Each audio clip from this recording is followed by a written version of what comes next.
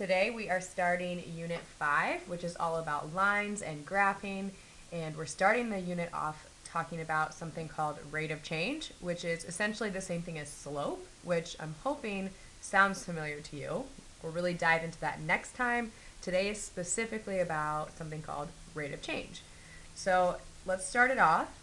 The rate of change allows you to see the relationship between two quantities that are both changing. So there's two things that we're talking about here. Both of them are changing. The rate of change shows you how they're related. Okay? So we're going to do a lot of different types of examples. Whether we're looking at a table, a sentence, or a graph on the back, we're still measuring the same thing, and our answer should look the same. So your rate of change is always a fraction. Always. On the top, so the two things that are changing, we're just going to generalize them as x and y. So on the top of your fraction, you write how the y is changing. And on the bottom of your fraction, you write how the x is changing. Okay, so when you're writing rate of change, there's two things that you really need to make sure of. The first is that you have to put labels on your answer. And what I mean by that is, like, see in this first example about pizza that we're going to get into, the x's are talking about the toppings and the y is talking about the cost. So like I would need to put dollars or number of toppings or seconds, feet. So that's what I mean by labels. You got to put that on your number, and you always need to reduce your fraction answer. Okay, so there's three types of examples. The first is finding the rate of change from a table. And we saw a lot of tables last unit, so hopefully all of this is familiar to you.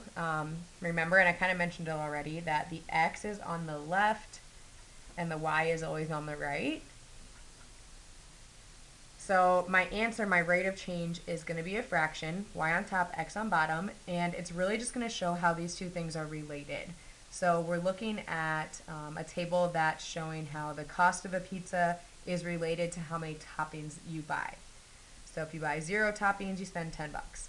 2 is 14 bucks. 4 is 18, so on and so forth. Now, before when we did tables, we wrote a function rule, and we said, how do I go from the x to the y? So we kind of like analyzed the data going across, but there's not like a fixed amount here that this is changing by. Like, it's a little bit more in depth than the ones that we saw before. So I'm not writing a function rule saying how the toppings relates to the cost. Instead, I'm just trying to write the fraction to kind of show how those two things are related. So here's what you're going to do. Instead of reading it across, you're going to look, and really I only need to look at 2 points. So maybe I just look at like the first 2 rows. And I just want to figure out how the y is changing. So let's look at the cost over here. So I'm going to analyze the data like going down. So in the right-hand column, the cost goes from $10 to $14. Okay, so we add 4 bucks right there. Over here on the left-hand side with the x, looking at the same 2 data points here, how is the x changing? Well, the toppings are going up by 2. I'm going to say like add 2. And that's all I'm thinking about, you guys. I'm thinking about, did I add or did I subtract? Okay, once I've I don't even have to look at the rest of it because I'm assuming that it's like a constant rate of change throughout the whole situation. So once I found how the y is changing between 2 points and how the x is changing, I can go ahead and write my fraction answer. So when I write my rate of change, the y, I was adding 4. So I'm going to just do positive 4 on top. And the x was changing positive 2. Okay, so I'm going to follow the 2 little rules here, and I said make sure you put labels on. Well, the cost went up by $4. So I'm going to put the $sign. And on the bottom, it was 2. Well, the toppings went up by 2, so it was 2 toppings. I told you that you should always reduce, so I'm going to do that. 4 over 2, obviously I can just divide both of those numbers by 2, and that would just be 2 over 1. So the best answer is $2 over one topping. That's the rate of change. Now, if it's a situation like this, like if I'm talking about pizza and toppings and cost, I can explain what the rate of change means. Well, it's $2 for every one topping, or $2 per topping. So really all that means is at this pizza place, each topping costs $2.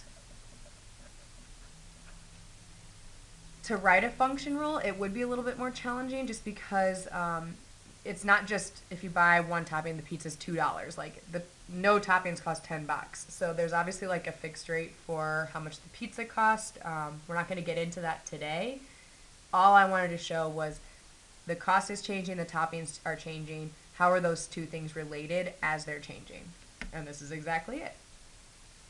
All right, I want you guys to go ahead and try the second example. Okay, so this one is showing the height of a balloon after so many seconds. So I want you to do the exact same thing that I just did, and remember to get your labels on there and to try to reduce it. Jumping right into it, making it work. All right, so that's finding the rate of change from a table. The second situation is finding the rate of change from a situation. So here's kind of what's happening on this one. It says after 3 days, the farmer had collected 38 eggs. After 7 days, the farmer had collected, 194 eggs. Basically, both of these things are changing. Obviously, the days are changing and the amount of eggs, and I want to say how they're related. So you guys, here's what I'm going to do to make your life easiest. I feel like when we're given a table, this is not terrible. Like it's pretty easy to see what you're adding or subtracting between two ordered pairs here. So what I'm going to suggest that you do is if they ask you to find a rate of change, make a table.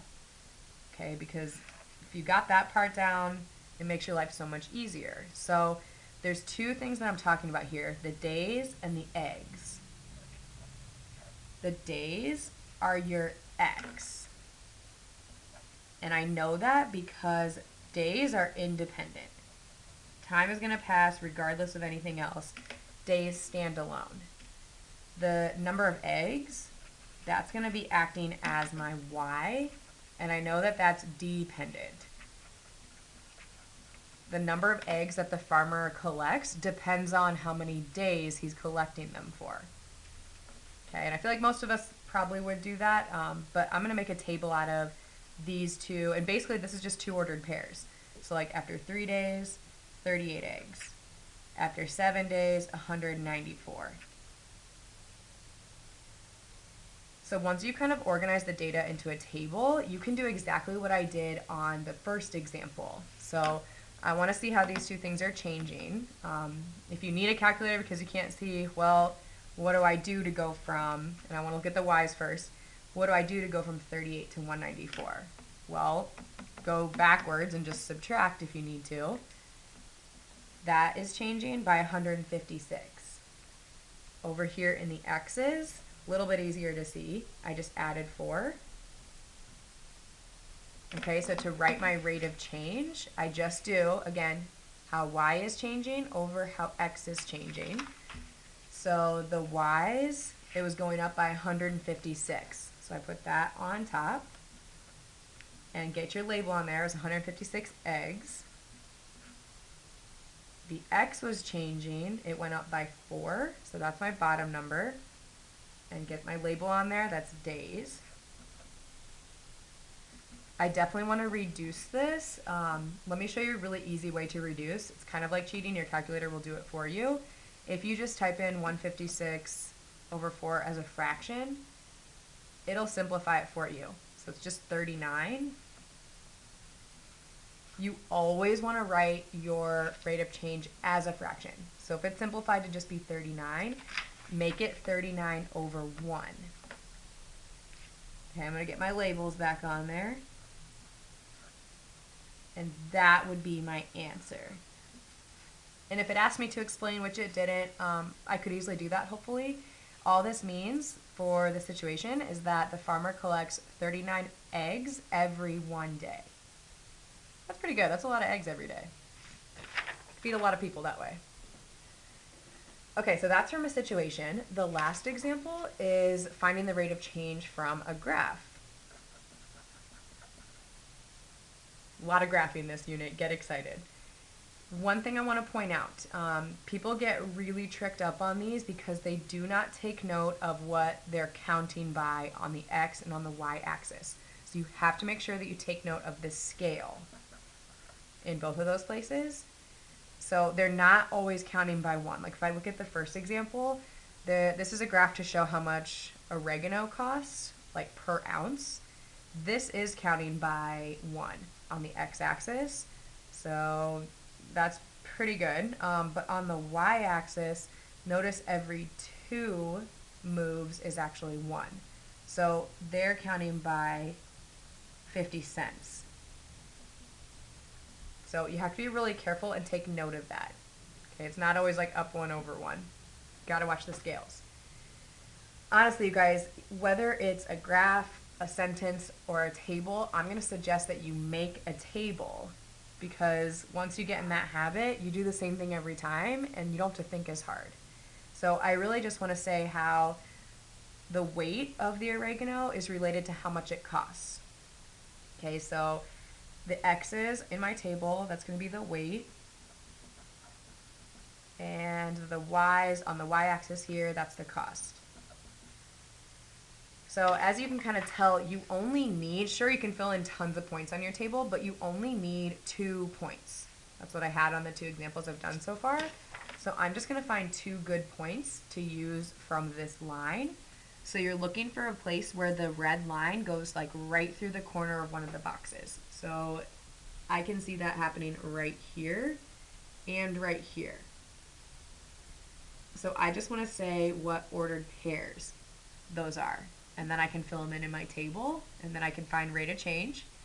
So this ordered pair, remember you start in the middle, you would go right 2 and up, not 1, but 50 cents. So I'm just going to say 0.5. Okay, be careful with the scale. To get to this ordered pair, you'd start in the middle and you'd go right 4, and you'd go up 50 cents, $1. So that would be 1. So I had to work a little bit harder than I did with the farmer situation to find the data points, but now that I've got them, I'm just going to put them in my table here. So I'm going to write that out as 50 cents. And then for 4 ounces, it was $1. All right, so now I want to figure out, here's my x, here's my y, figure out how the y is changing. So let's just focus on the cost. So between those 2 data points, the cost went up, so we added 50 cents. And between those 2 data points, the x went up 2 ounces.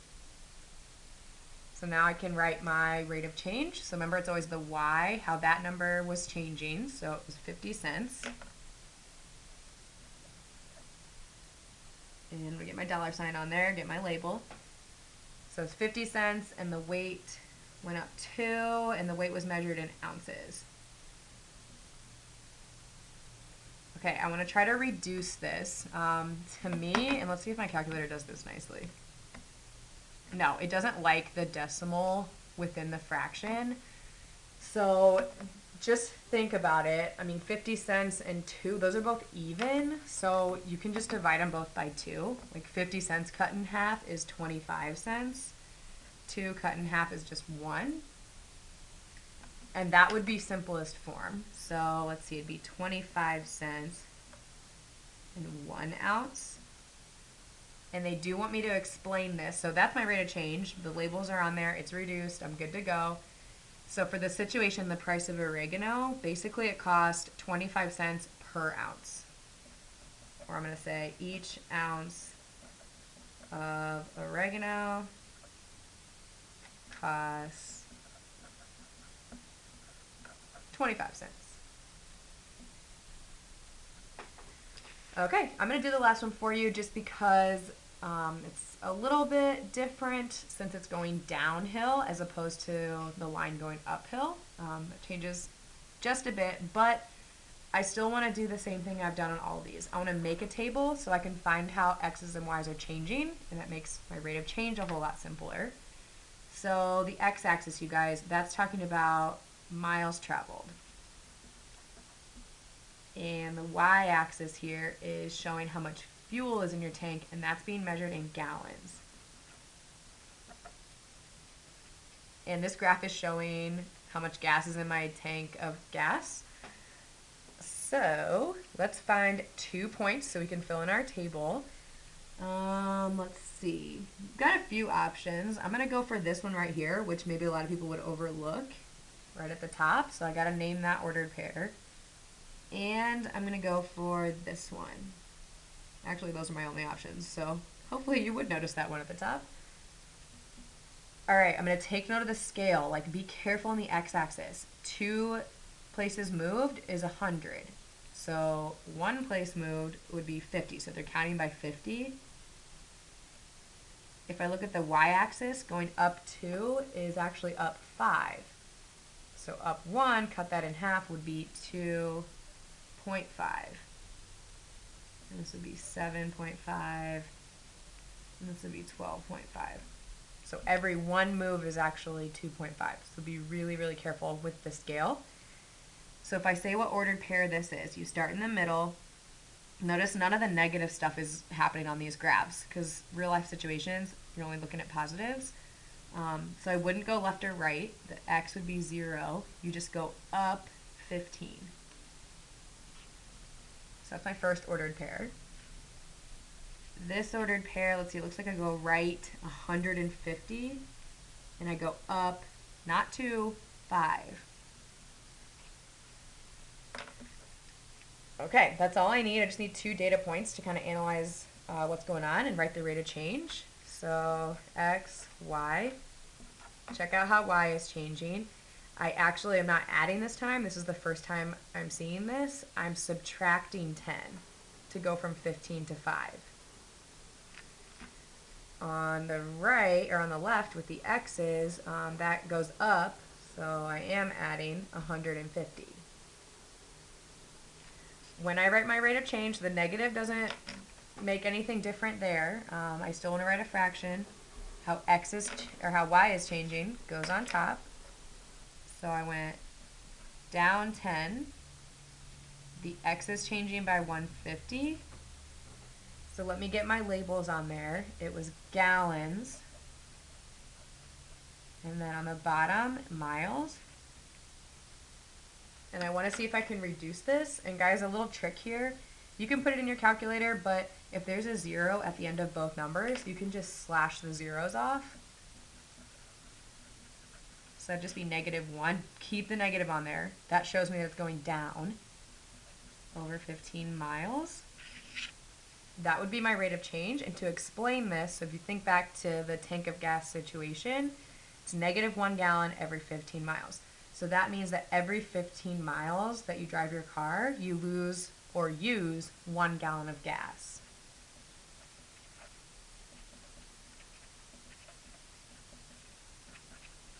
And there's a lot of ways to kind of word that.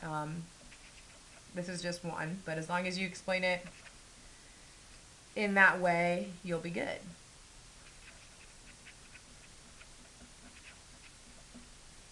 Okay, so that's rate of change.